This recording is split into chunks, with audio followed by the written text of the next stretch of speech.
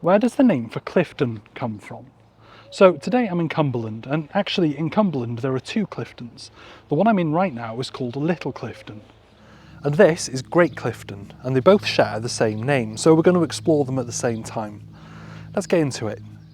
The name Clifton is fairly straightforward. The first element is cliff, from Old English cliff, or possibly Old Norse cliff, meaning a cliff, a steep slope, or a riverbank. The second element is tun, meaning a farmstead, settlement, or enclosure. So the name simply means the settlement by the cliff, or perhaps more accurately, the settlement by the steep slope. Because there are two Cliftons so close together, people eventually added distinguishing names. Great Clifton on the River Derwent is the larger of the two, while Little Clifton lies between the River Marron and Lostrig Beck near Bridgefoot. Despite visiting both villages, and asking plenty of local people, I couldn't find an obvious cliff that either settlement was named after. A few possibilities, however, were raised.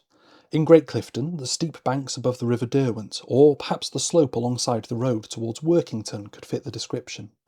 In Little Clifton, the banks of Lostrig Beck or the River Marron seem like the most likely candidates.